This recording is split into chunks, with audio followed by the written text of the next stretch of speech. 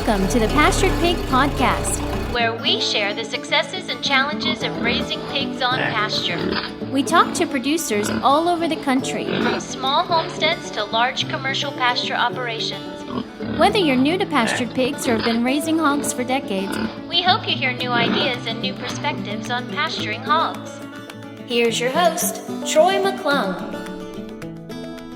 Hello, everybody. Welcome back to another episode of the Pastured Pig Podcast. It's good to be back. I'm trying to get back into the groove of things here. I know you all may be thinking podcasts are spaced out a little bit more than they normally are, and you are correct. We're trying to get that corrected.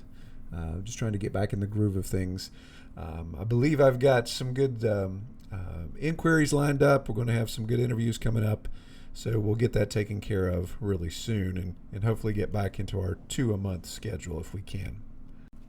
Also, trying to get a little bit more specific with our content. We're still going to interview farmers, talk to them about their setups, but kind of try to drill down a little bit more and get into some of the details. And so, for example, the interview that we have today with Clay Price from Price Family Farm, he talks about his setup a little bit.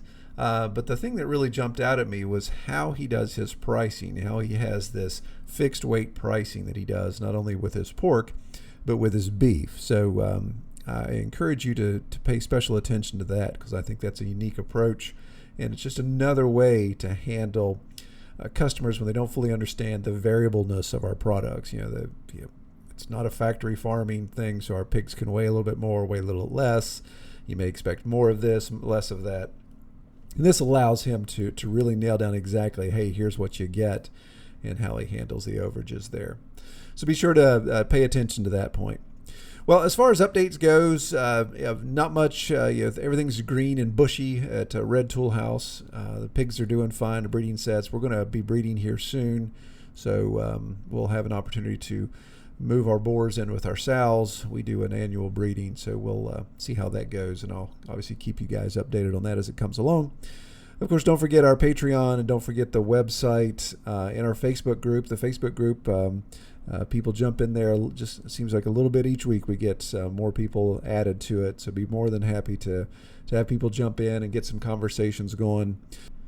Feel like I'm a little behind playing catch up here with the Facebook page and updating the website. That month of April was pretty much a total loss for me, as those of you guys that have listened to the podcast understand. Had some health issues there, but getting back caught up, so hopefully here in June and July we can get things back online. Well, I'm not going to delay anymore. Let's go ahead and jump right into our discussion with Clay, and I'll catch you guys on the backside. Well, hello, everybody. Welcome back to another episode of the Pastured Pig Podcast. Today, we zip all the way down to Tyler, Texas, to visit Price Family Farm, and we're talking with Clay Price. Welcome, Clay. Thanks, Troy. Thanks for having me on. I'm excited to share my story and just talk about pigs. All right. Well, I appreciate you being on here.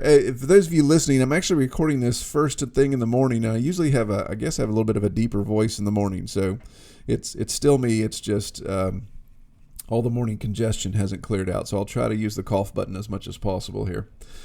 All right, so let's talk about Price Family Farm in Tyler, Texas. First of all, Texas is a huge state, so when I think of Texas, sometimes I think of El Paso side tumbleweeds, and then I think of hot and steamy Galveston side. So where is Tyler, and what are you dealing with down there? So Tyler's probably about 100 miles east of Dallas is a good way to put it. Not too far off the interstate, and we're probably 200 or so miles north of Houston. So we're heading over towards the Louisiana area. We're deep in the piney woods of East Texas for sure. And so that's kind of our location, and puts us over on that more of a northeast side of Texas. Yeah. Okay. Tyler, Texas is known for something. I mean, I've heard that. That's it, but I just can't put my finger on it. Is there something specific about Tyler that? It's known as the Rose Capital. Oh, okay. A lot of roses. Gotcha. All right. Well, very good. I'm sure pigs and roses go well together. Oh yeah. All right. So, Clay, tell me a little bit about Price Family Farm, the layout, maybe some of the history, how you ended up there and doing what you're doing with pigs. Yeah, so we're actually right now. We just moved last year back to our family property. It's been in the family since 1800. It's about 100 acres. Hmm. That's where we operate off of now. Kind of took an interesting route to get here. I grew up where we live now. Grew up about half a mile down the road. We did FFA. We showed cows, steers, pigs, all that good stuff. But it just never really took to me. I got into sports and got really interested in that and training, and ended up going to college for that and finding a career path in athletics more so than with animals. And even today, my dad still says that I was the least likely of his three boys to get into farming. Yeah. It gives me a hard time about that a lot. But I got into training. I'm actually right now my role is director of sports performance at a gym. So I train athletes as young as kids, all the way down to first grade, all the way up through professionals. Oh, wow. Yeah.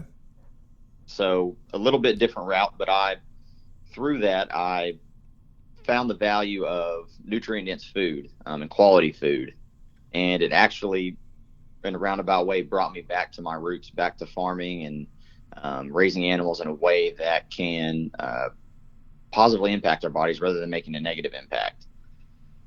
So I did training out of college for about 5 years, and then I took a job as a manager of a local beef company. Really big switch and change for me, but it got me back into farming, managing cattle for about 4 or 5 years. And in that time, we just started playing around we got some chickens. We lived on half an acre, had some chickens, and decided, man, we might as well, let's try to raise our own pig. So we went and bought a red wattle, one feeder pig. Turns out that feeder was a female, and it also turned out that female was pregnant, to our surprise. Yeah, bonus package. Yeah, we got a 6-for-1. So that just kind of spurred it from there. From that half acre, we started off with those piglets, sold off a few, kept a few, and then ended up worked out an agreement with my neighbor that had a couple of acres that allowed me to use that for animals once I fenced it in. And so we grew from about 5 chickens and a pig to 6 or 7 sheep, about 30 chickens, and eventually grew up to about 10 pigs there before I worked out an agreement with one of our lease properties on the ranch to bring the pigs over there because they got too big for the little 2 acres that we had. Yeah. And so end up moving out there, and that ended up becoming a complement to the business that I worked for, Cut Beef in Tyler. We started raising and selling pork through the company as an add-on piece for them. And so did that. And then just last year, we decided to make a move. I decided to make a move back into training. We also at the same time moved back to my family property and purchased a 110-year-old house that we are currently renovating and fixing up. But we'll be the 5th generation of our family to live in that house. And so we brought all the pigs back there. My dad and grandpa have a little cattle operation that they run, but we run the pigs down in some creek bottoms that would otherwise be useless for the cow. So it's a great way to clean out the property and add some value using grazing with some pigs. Yeah. So the business side with the pig, we tried to do some breeding for a while and had some success, and then had a good bit of failure as well. And so we really narrowed the business down to buying in feeder pigs at about 6 to 8 weeks old, and then raising them out until they're about a year, and then processing and selling, either through halves and wholes and quarters, or through some retail outlets. Still with Cut Beef, they still retail our products, and then we have a local farmers market that we go to as well, that we sell from. Yeah, definitely. Yeah, that's great. I want to back up a little bit there and talk about something. I think it's neat to hear, the genesis of how people get into looking at slow food when it either comes to pasturing hogs or pasturing anything, or even organic gardening type of thing. So you usually hear that somebody has an issue with their health, so that they get some more involved in that, or they're just doing reading, or they watched for crying out loud, the documentary totally slipped my mind. What's the one that everyone Anyway, yeah, the documentary that came out that everybody was like, oh, watching it, oh, I got to change my whole eating lifestyle, that type of thing. It's terrible. I can't remember that. Yeah. But I think it's fascinating. So your professional career in training, in athletic training and nutrition and those type of things, gets you looking at, it's like, oh wow, okay, we obviously are what we eat, and when it comes to even at a professional level of performance in athletics, then I'm sure that's even more important to look at nutrition and intake, and how that segues back around to your growing up on a farm, or having that experience, and then kind of tying those two together. I think it's kind of neat that that's a different way to come about the same result that a lot of us came to. Yeah, I mean, I just started to see the impact of the food we put in our bodies can either be a detriment or it can be a value. And the further I got into that and human performance and the way the body moves and works, you couldn't help but ignore. You can't ignore the value that food plays and food quality plays in everyday life, whether you're a professional athlete or just a working mom or anything. Yeah, it makes a huge impact when you have quality food. Most definitely. So tell me a little bit. So if I heard you correctly, you're back at doing training. You're not doing the beef management anymore, but you're back at doing training as well, correct? That's correct. So training is my full-time job, but we're running the farm on the side. Now we have it here where we live, so it makes it a lot easier to manage the animals. We've got about, I think we're at 26 pigs at the moment. We've got, I think, 30 or so chickens, and then we've got a couple of cows, and we're working on growing that side of things as well, in hopes of eventually getting into some grass-fed beef in the coming years. Yeah, very good. Now, when you say we, is that wife and kids tag team? Is that extended family? Just me and my wife right now, and then my dad and grandpa definitely play a huge role and help me out quite a bit. As far as management goes, they kind of see things from a different point of view, coming from a different generation, but they also see the value of what we do. They're some of my best customers and some of my best help for sure. I wouldn't be able, that's why it's Price Family Farm. I wouldn't be able to do it without the help of my wife, and then for sure my dad and grandpa. Very cool. Yeah. So is that, you said something there. So was that kind of one of those discussions that you have that, hey, we're gonna raise pigs and we're gonna do something crazy and actually put them out on pasture, and they're gonna roam around. They're not going to be in like a traditional confinement area. Was that a conversation you had with your dad and grandpa, or was it something else that they're kind of looking at your management style and saying, well, I'm not sure about that? It definitely was that. I mean, they had seen what I'd been doing when I was working for the beef company. We were running the pigs way out in the woods, and once we moved back home, they were like, well, we've got these barns here that you can put the pigs in. And I was like, no, that's not exactly the plan. I was able to pull back on some pictures and some of the things I've done in the past to show how those pigs can really clean up some unused spaces, especially along creek bottoms, and just the value of putting them out there. And they did not believe that my electric fence was going to keep them in, which a couple of times they were right. Well, that's always the case. But they to this day are shocked that little 2-strand electric fence will keep those pigs that some are up to almost 400 pounds will stay in and trust. So it's been a little bit of a learning experience for them to kind of see that and see it play out. But they've been accepting. They were unsure, but they've been accepting for sure. Oh yeah, no, that's good stuff. That's what I love. I love the generational aspect. And in fact, let's talk about that for a little bit. So what does it mean to you? I'm going to assume, since your grandfather and your father and you are all still active on the farm, I can start to make certain assumptions of your age. So what does it mean to you at the age that you are to be able to be on the family farm, 100 plus year history there, but being able to work 3 generations on what you love here? I mean, is that something that you reflect on regularly? Is it just kind of, well, okay, yeah, I got it, it's great, big deal, kind of move on? How does that affect you? No, it's definitely motivation. It's really cool to see. Like you said, I am a little bit younger. I just turned 28 last month. So still pretty young, but it's been great to be able to do all those things. As my grandpa's getting up a little bit older, he can't quite do all the things that he used to, but he still has the wisdom and knowledge to pass down. Sure. While I have the physical capabilities, and just learning from him, it's been it really is cool, and it's something right now. It's still fresh, so it definitely still has that nostalgia to it to be able to do that with my dad and my grandpa, and it's been an awesome relationship to have with the two of them because of it. It really has. So in my mind, I have your Instagram page up here, so I'm looking at some of your images and stuff. So in my mind, as I'm hearing you talk, I'm picturing the three of you, so three generations standing out in one of these beautiful pastures, and I have a feeling there's probably some stories that get told from time to time. Oh yeah, definitely, because my great grandfather and my great great grandfather both farmed on the same land.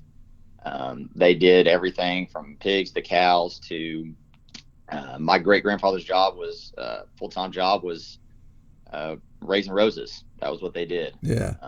And so there's been a lot of production from the land here, and so it's cool. I think they appreciate as well to see one of their boys be really interested in keeping the land in the family and making something of it, having a purpose for it as well. Yeah.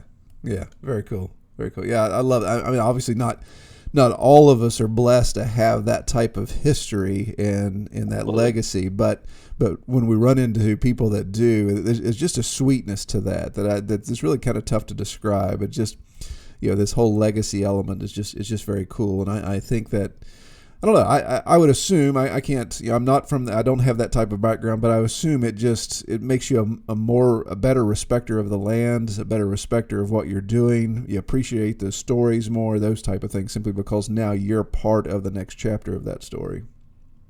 No, that's absolutely true, for sure. Very good, very good. So it sounds to me like you made a comment there that you bought the 100-plus-year-old house. So I assume that was one of the houses on the property, or the house on the property. Is there a little bit of maintenance that needs to be done? A little bit of improvement on that? So is that something else you're juggling with the full-time job and the farm? That is correct. So we're the fifth generation to be in this house. My great great grandfather built it back in 1912.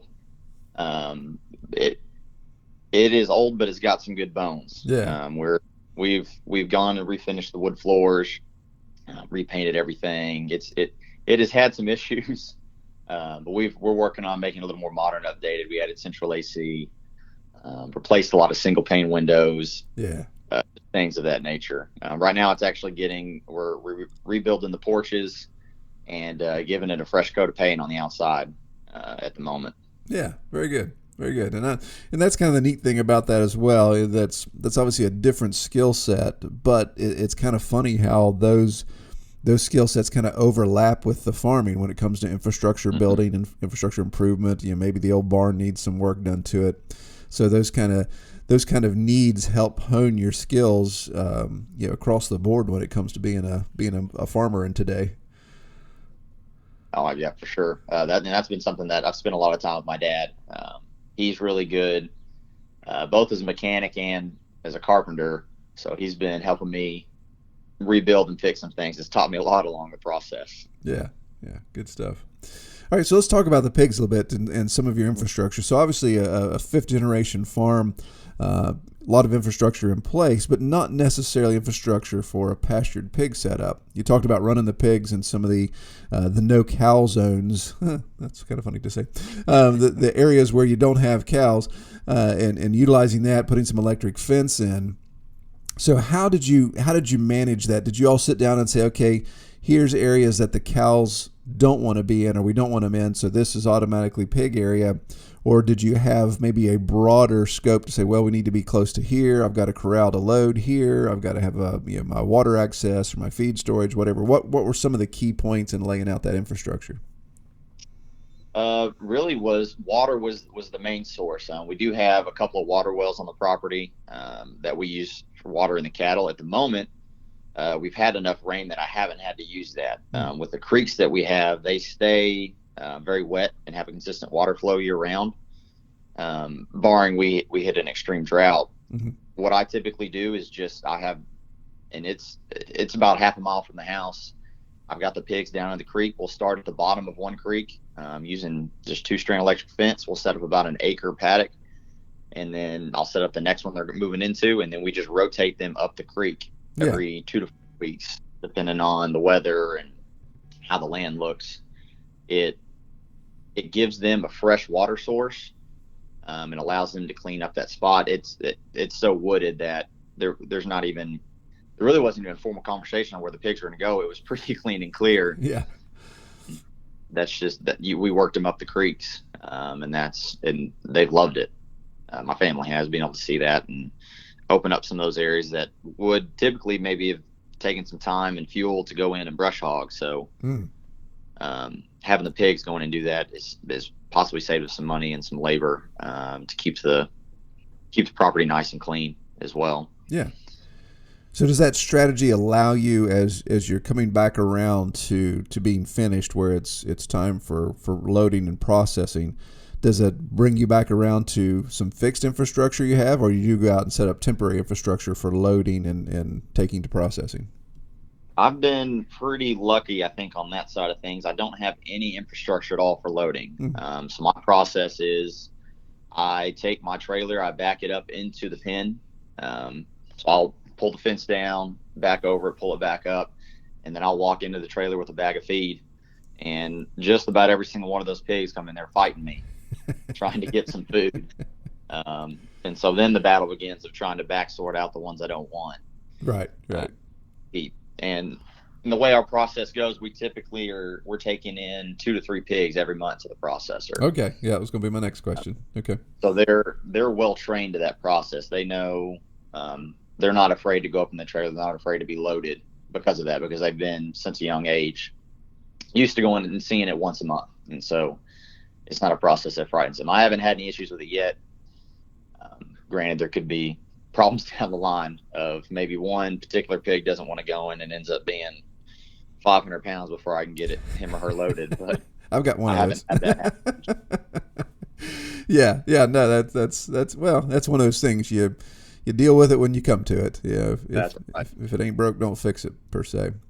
So we'll talk about processing here in a second. I want to back up a little bit because there's several things that you've said in our discussion and then your pre-screening I think would be handy for us to discuss a little bit. But let's back up to pig breed choice, because I know you're since you're not farrowing, you are getting feeders, but it's not like you're just going and grabbing anybody's pigs. There's a method to your madness, right? There's a specific breed or a specific genetic makeup you're looking for. That's correct. And that's been kind of that's been a learned by failure on some of those, just trying to figure out what breeds fit what we're trying to do. Like I said earlier, we try to raise ours till about a year old. We shoot for about a 350 pound finish weight. Yeah. Yield really well for us. And because of that, we end up picking some breeds that are typically a little bit larger. Like a red wattle has been a staple for us. A lot of crosses. Red wattle and Berkshire have been my favorite two of the mix. And I've got about 3 to 4 different breeders now that I purchased from that I really trust and have been really happy with, that we use. Just here in the Tyler area, I've been lucky to have people that fit that mold, that love farrowing and have the infrastructure to do that. And so it's been a good trade. There's even I've got one breeder, guys called Old Time Swine, that are really, really into genetics. They have some old line Hampshire, a bunch of old line Durocs as well that they're really proud of that produce some incredible meat. Yeah. And so that's been an exciting part for me, to be able to kind of pick and choose and play with some different ones and see how they finish out, see how what their temperament is, and see how the meat turns out in the end, to be able to try it and taste it. It's been a cool little science experiment. Yeah, absolutely. And that's kind of the neat thing, like you say, with those different sources, you can definitely have some control groups there to be able to explore and see what you're getting the results. Now, one thing you said in your pre-screening is a red wattle manga mix. How have you seen that stack up with some of your other genetic lines? Those have been really nice. They're very popular. People aren't as familiar with the Mangalitsa as they are with the red wattle as far as a consumer. But when you start showing them pictures of a Mangalitsa, they think it's really cool. Yeah. That there's a sheep pig. Right. Yeah. So the meat's been good. They finish out a little bit slower than I'd like. Yeah.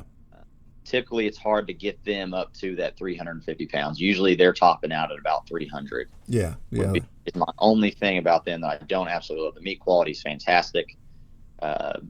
just not getting the same return on as much quantity of meat as I'd like. So along that same vein, are you seeing even even in that 300 finish, are you seeing a reduction of consumable meat versus fat cap and all that type of stuff? Is that out of balance, or is that still good for you? No, it's been good, and that's why I think, especially having in some of I think the Berkshire and Duroc mix allows me to get to that larger size without having a bunch of wasted fat. Yeah, we've got some sources for that. We've played around with. We've cooked down some lard to sell. My wife has made some lotions and hand soaps and different things like that with it. Candles. We can sell around here. Hunting's a big deal. So typically in the fall, I can sell a lot of any excess fat that I have to hunters that want to mix it in with their venison. Yeah. But that has definitely been a consideration, because there has been times, and I've worked. My process will be good at working with me. Let me know that I have had some that have had a bunch of just wasted fat. Right. Yeah. We're trying to avoid, and that usually comes when we bring in some of those smaller, more lard type breeds like the Mangalitsa, or I've done some Mulefoot, which is a very rare breed, and some Ossabaw Island crosses as well. Some of those pigs typically will put on a little bit of extra fat when you get to that size. Yeah. So, and this is going down a rabbit trail here, but this is something that's got me thinking. How are you managing your history and your data of that? So as you finish these different lines and see how they stack out, how are you keeping track of that? So next year you're like, okay, we're going to do this, or we're going to lean a little heavier on this side. What management tools are you using? Well, I mean, I really, for some reason, just love Excel spreadsheets. Yeah. Very good. I've got a main one going that I use that tracks. I got a few things that I look at and mark down everything from their hoof weight to hanging weight to finished box weight.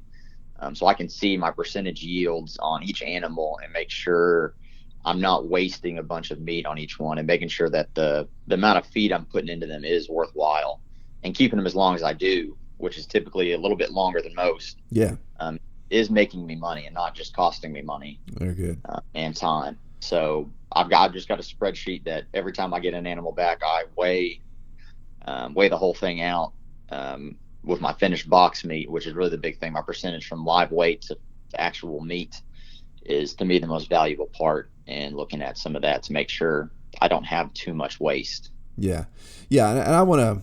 Wow, I want to reiterate that, and again, I don't want to talk down to our listeners. I know the people that listen are astute at this type of stuff, but I just want to make sure if people are driving and they kind of zoned out a little bit to reiterate. So you have the ability in your process to weigh at 3 different points. So you're getting a live weight, either you're doing it or your processor's doing it. Yes.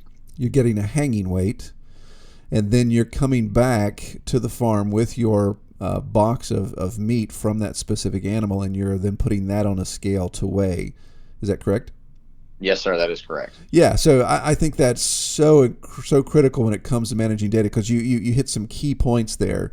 A lot of us, like in my situation, I don't have the ability to get a live weight, so all I get's a hanging weight, and then of course I can come back and do the math on that. That's 72 to 74%, blah blah blah. You try to calculate that, but it's a little arbitrary, and then of course usually when I'm processing, everything kind of just gets dumped in a big bucket type of thing, so it's not even separated out by individual swine.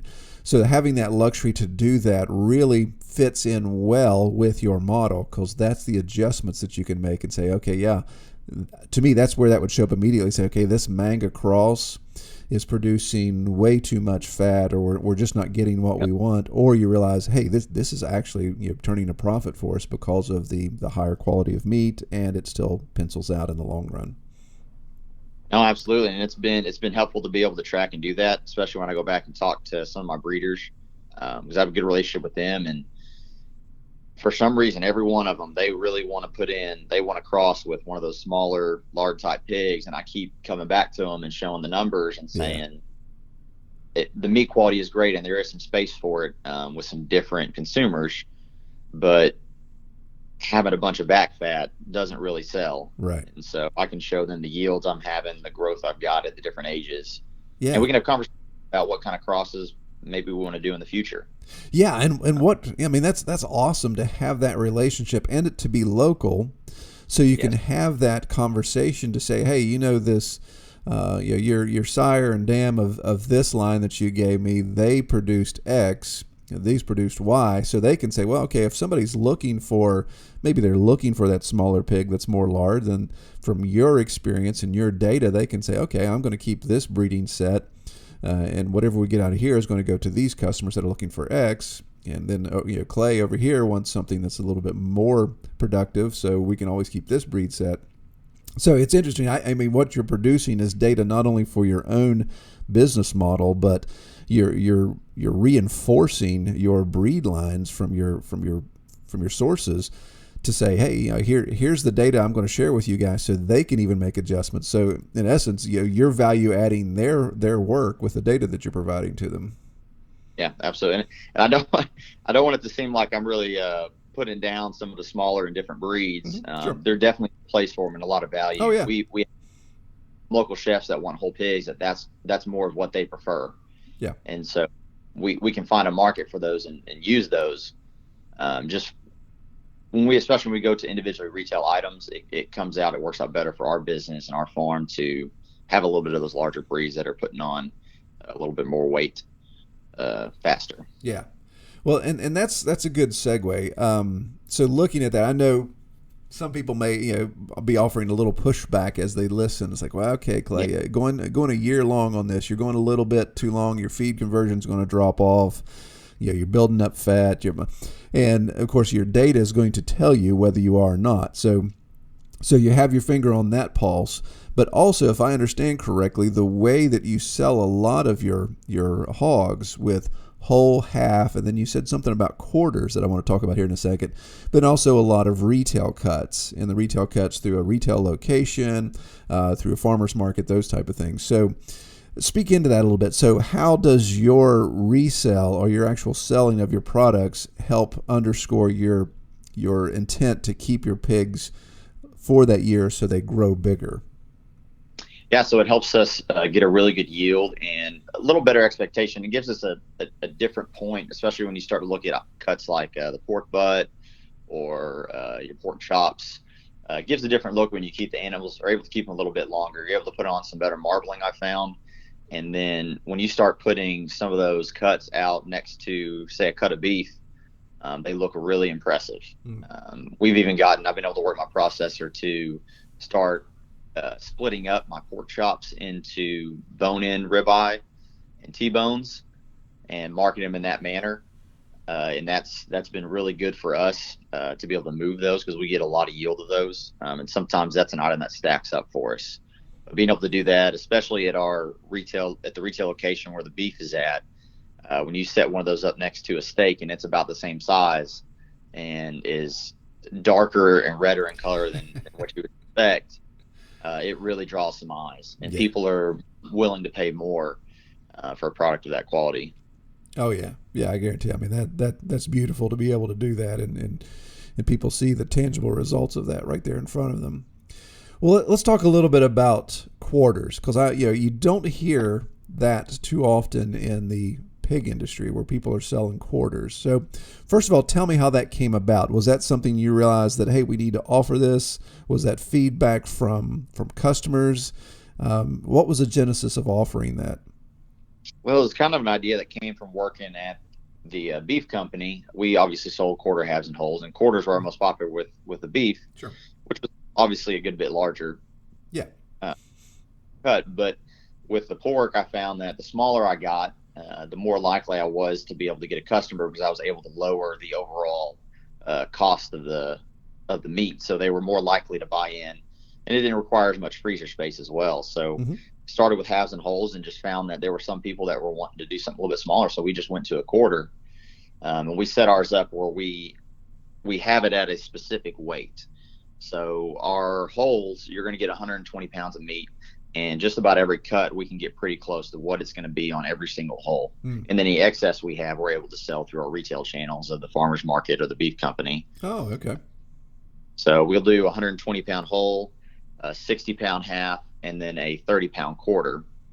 which allows it's got a little less you get a little less concern from the consumer as far as overall cost, freezer space, how long is it going to take me to eat all this meat when you get down to the size of a quarter. And it's been one of our most popular things to sell. And I'm able to sell it at a little higher margin because I do have to split it up and requires a little more time and effort. So I'm able to get a little bit more for it. So I don't mind doing that in the process. Yeah, wow. I think this is fascinating. So let's dive into this a little deeper. So to kind of reiterate, what you're doing is a whole, half, and a quarter is a predefined amount of pork. So not only can you predefine the amount of weight, you're going to get at least 120 pounds for the whole, 60 for the half, and so forth. But you're also, I assume with that, you're also able to set a flat rate. So, so in that situation, the 120 pounds of pork for the whole is X. So people know going straight out the gate, this whole hog is going to cost me X. That's right. So how do you handle your processing fees in that? Are you absorbing processing fees and have that in the in that 120 pounds weight price, or are you tacking that on? How are you handling processing? No, so I take on all the costs up to that point. That way that allows it to be that one set price, and it makes it simpler for them. And you don't have to try to explain to a customer why they're paying for the hanging weight, but not getting all that weight and paying processing fees. It just makes it super simple to communicate. And so we just take on all those costs, and then the biggest flexibility is being able to retail on top of that. If I was just selling quarters, halves, and wholes, I wouldn't have that flexibility. But because I have the retail, I'm able to keep any of the excess and turn around and sell, and just make sure that I have it set with those weights that anything I finish is going to produce more than that. Right. For a whole or whatnot. So. Yeah, and that's interesting. That's the key, because I like your model. It's very interesting, and you just kind of nailed it. The linchpin of that is the fact that you have the retail outlet, so you're not wasting pork. Or, and maybe correct me if I'm wrong on this, but I would assume that even if a whole for some reason could not produce 120, let's say it got to 118. Then you have the ability to reach over into hog number 2 that maybe is a surplus and fill that, or do you try to keep it straight? No, that's absolutely correct. Yeah. I'd pull from the other one if it wasn't big enough to make it even. That way the customer knows. And it allows us to, we have a really cool graphic that we use to market that has the quarter, half, and a whole on one piece of paper. It shows them the weight, and it shows them a range of every single cut that they're going to get. Yeah. So they know exactly in that box. Awesome. Yeah, and that's something I think comes back to the education of the customer is super handy, and that's where good marketing comes in. And to your point, to say that I know I've even had, it's funny, people kind of ask tongue in cheek, but I've had a couple people at times in my history of selling wholes and halves where they'll ask, am I getting the left half or the right half? And it's like, no, you're getting the front half. I'll joke with them and say, no, you're just getting the front half. You didn't pay enough to get the back half. But yeah, this type of mentality, and we kind of perpetuate it to say, yes, well, sure, I'm selling you a whole hog, so every bit of that cut comes from that hog. Half hog, yes, you're getting, the processor cut it in half, so we're assuming that you're getting, the left half or the right half. We don't know which, but that's what we're getting. So when it comes to a quarter, I think I know my customers, the knee jerk would be, well, what about ham? Am I getting the front of a half or the back of a half? So how do you deal with that? So so obviously a half a hog or a quarter hog only has one ham. When somebody wants a whole ham, how are you dealing with it? Are you having those because you've got bigger pigs, or are you doing all sliced? How do you navigate who gets a ham in a quarter? So that is definitely an issue, and the hams we typically make those optional, because only during the end of the year, Thanksgiving, Christmas, do we actually sell whole or half hams. For the most part, we typically cut them into individual steaks. Yeah, absolutely. As our processor can cure and cut individual steaks, so it makes it a lot easier to communicate what they're getting. We do have the same thing with our pork butts that shoulder roast. We do cut those in half on each side, so we end up with 4 of them on every animal. That way we can't fulfill those quarters with 1 in each if we do a quarter. Very good, very good. So I really like your strategy, man. I think it's solid. Now, just out of morbid curiosity, and this is kind of drilling down deeper. Mm-hmm. How about, so when you're selling a whole and a half and a quarter, and you're getting all of that processed, are you having all of that packaged for retail sale no matter what? So it all ends up being retail packaging, so you don't have to worry about, well, this was labeled just custom, this was labeled retail. Is it all just being done retail? Yeah, I just do retail on every one with our label on it. It makes it simpler to do that. Yeah, I agree. Yeah, it costs a little bit more, I assume, in the long run, Correct. but it's definitely worth the management that you save in that process. Yep. Awesome. Well, man, that's good. I like that model, and I people listening, I'd encourage you to think about that, because that really provides a lot of flexibility. It's going to make your marketing easier, and it's going to give you that opportunity to value add. As Clay said, just imagine you sold somebody a quarter who's just sticking their toe in the water of ordering pig in bulk. So they're testing that out. Maybe they got a small freezer. They get to try everything. So they get some bacon, they get sausage, they get roasts, they get pork chops, they get sliced ham. And then they can come back to Clay and say, wow, that was really great. I want to get a whole ham from you, or a half ham that I can have, during the holidays or whatever. And then you have that ability because you still have retail inventory there in the wings waiting to be sold out. All right. Well, that's so okay. So let's talk about this then. So I kind of want to talk about your animal inventory throughout the year. Now, you had said earlier in the discussion that you take 2 to 3 hogs a month to your processor to obviously keep that retail inventory rolling for you. Are you restocking each month? So this is a round robin, or do you get to where November of 2022 you maybe got two pigs left on the farm and then you're starting all over at some point? How does that play out?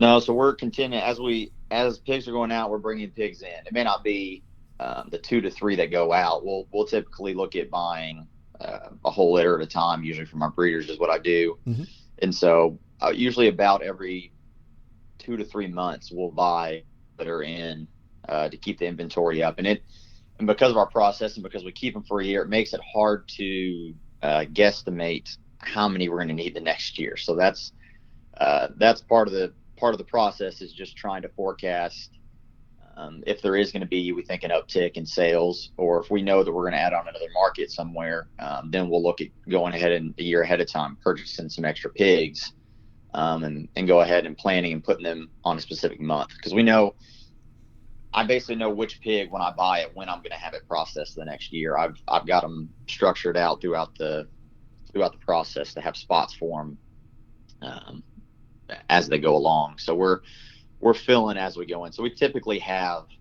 anywhere from 20 to 30 pigs on the farm year round. Yeah. Very good. So that produces groups of different litter size. So how much do you separate and diversify those groups? Are these the youngins and the older ones two groups? Is this 4 groups? Is this 10 groups? They all stay together in one big herd. Oh, look at that works the best for us. They all stay together, and it helps too when we introduce new younger pigs. We try to train them to electric fence, but still they are more likely to get out than our bigger ones. So having the bigger ones with them helps train them, with them staying inside the fence for sure. They're not going anywhere. So those younger pigs may sneak out during the day, but when we go to feed, they know where food's at. They know where home is with the rest of the herd. So they'll come back in, and eventually learn to not touch that electric fence or try to sneak underneath real quickly. Yeah. Wow. Interesting.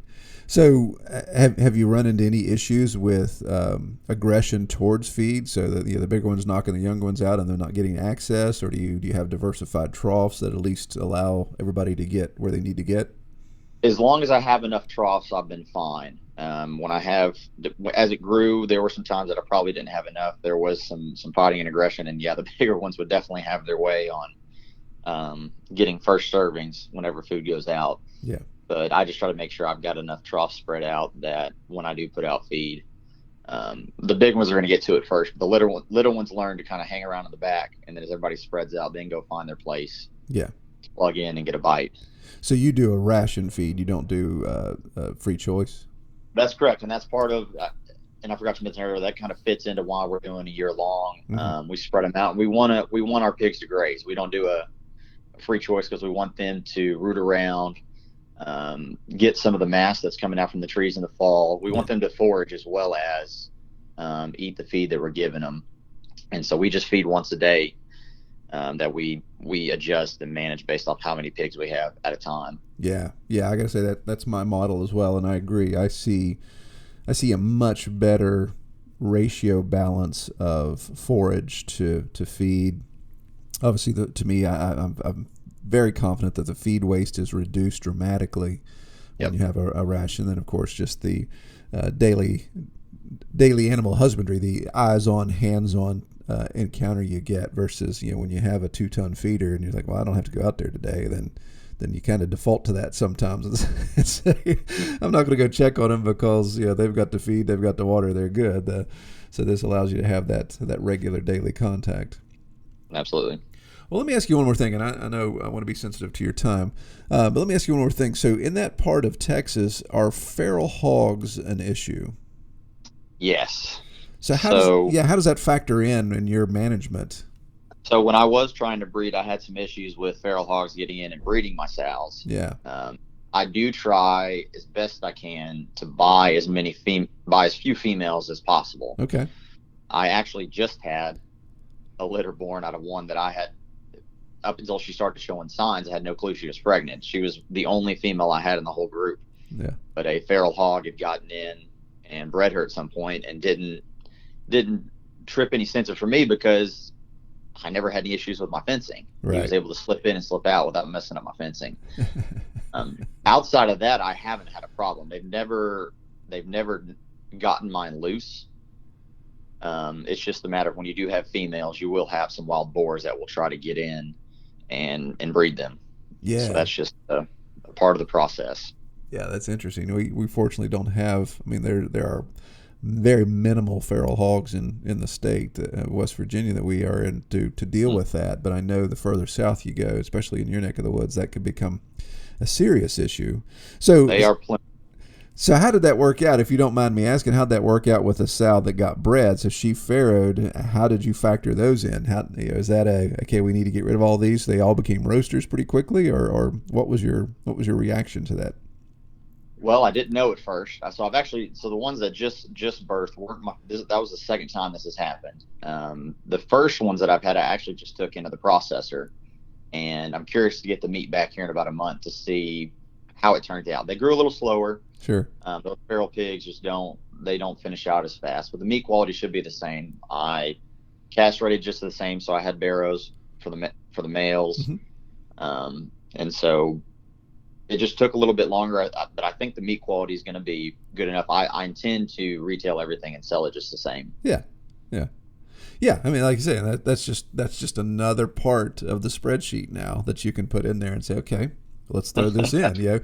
We know this gilt who got bred, she was XYZ, and now we assume, I don't know anything about feral hogs, so I assume there's a certain type of genetic understanding about the feral hogs. It's okay, then this was a feral, so this is what we've got. We've got our red wattle Berkshire gilt crossed with a feral, and just see how that turns out. You may get to the point where you decide, hey, I'm going to let the fence down every time. It's been a consideration and a discussion for sure, just to maybe keep females and maybe do that to breed. But yeah, that's interesting. That's definitely interesting. So I assume logically that the males, when you say you normally try to get males, you're getting all barrows, so you're not worried about crossbreeding at all. Yeah, good stuff. Yep. But that's the beauty of getting your feeder pigs from somebody else. Of course, you can pick and choose. Whereas when you farrow, you have to deal with all the things that you get. Yep. All right, Clay. Well, I don't want to take you up any longer. I know you've got plenty of work to do, and I appreciate you coming on the podcast. But I do have to ask you the question I ask everyone else. What is your favorite part about raising pigs on pasture? Well, it wasn't what I expected, but I definitely have to say it's been the relationships that it's created in my life, whether that be with my family, with customers, or my breeders. There's been an incredible amount of relationships that I wouldn't have had I not gone down this route of raising pigs. And so it's been cool to meet so many great people that have impacted my life, that I'm very grateful for that. I think that has been the coolest thing to me, and definitely a very unexpected thing. So when you think of farming, you think of it being a kind of a solidarity type deal where you're out on your own working, but it really does. It takes a community to do that, and so whether it be, like I said, the family or the breeders, the customers, the relationships have been great. Yeah. Very good. Very good. I love that. That's not a common answer I get, but I can appreciate that, especially knowing where you're coming from with the family generation and all that. That's I love the weightiness that adds to your experience to say this is not just about me. This is not just about selling pork to make some money. This has so much more implications to it. So that's great. Great. Well, if people want to find out more about Price Family Farm, how can they find you online? They can find us on Facebook. It's just Price Family Farm, or on Instagram, Price Family Farm TX. We don't have our own website, but we do have all of our products online at cutbeef.com. Oh, okay. They do that for us. And so that's a nice tool to have where people can, across the country, buy and order our products and have them shipped anywhere. Very good. Very good. Awesome. Well, man, I really appreciate you coming on the podcast. Enjoyed talking with you, and I pray you have a good week. Thank you, Troy. I appreciate you having me on. Well, I really appreciate Clay coming on the podcast. I really like his approach to how he's running his farm there, and some of the unique ways he's put in to deal with customers and give them what they need and what they expect. As always, if you would like to be on the podcast, or you've got a topic you'd like us to track down, then just reach out to me. You can use the contact form at the Pastured Pig website, or you can go to redtoolhouse.com and use the contact form there. Either way, or email directly, troy@redtoolhouse.com, and we'll see what we can do. I've been trying to still find specifics, specific pastured pig veterinarian to talk to and those type of things. So if you have any lines on that, just let me know, and we can check that out. Well, I appreciate everybody listening, and again, I can't thank you enough for the support on Patreon. That really helps out. That definitely keeps me motivated, keeps me going, covers the costs of the hosting and some of those other things. So I really appreciate that, and we'll hopefully just continue to get this to grow. All right, I pray everyone have a great week. Take care. We hope you have enjoyed this episode of the Pastured Pig Podcast. To learn more about our podcast, or to submit topics or recommend guests for future episodes, visit redtoolhouse.com.